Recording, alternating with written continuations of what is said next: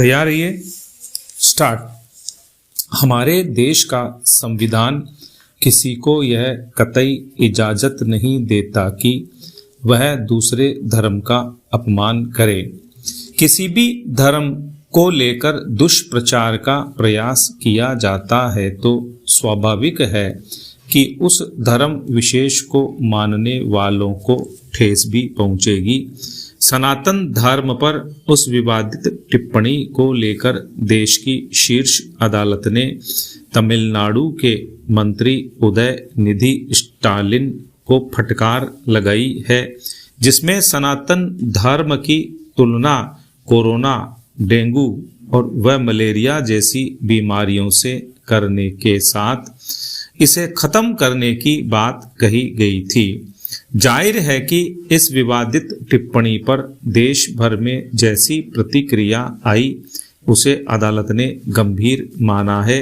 Para दरअसल नेताओं का यह शगल भी बन गया है कि पहले विवादित बयान दो, उसकी प्रतिक्रिया को देखो, अपने दल की नहीं खुद के प्रचार की चिंता करो और बहुत ज्यादा बवाल होता दिखे तो माफीनामा पेश कर दो।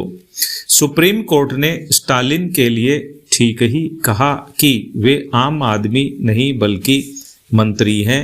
उनकी किसी भी टिप्पणी के क्या परिणाम होंगे इसका अंदाजा भी उन्हें होना चाहिए। पैरा सुप्रीम कोर्ट ने हेट स्पीच यानी नफरती भाषण को लेकर सख्त टिप्पणी पहली बार नहीं की है, पहले भी कई बार वह सख्ती दिखा चुका है। पिछले साल तो कोर्ट ने यहां तक कह दिया था कि राज्यों व केंद्र शासित प्रदेशों को ऐसे मामलों में स्वप्रेरणा से संज्ञान लेकर शिकायत नहीं मिलने पर भी अपनी तरफ से FIR दर्ज करनी चाहिए। हैरत की बात यह है कि तमिलनाडु के मंत्री ने उनके खिलाफ इस प्रकरण में विभिन्न राज्यों में दर्ज मुकदमों को एक साथ करने की मांग अदालत से की है।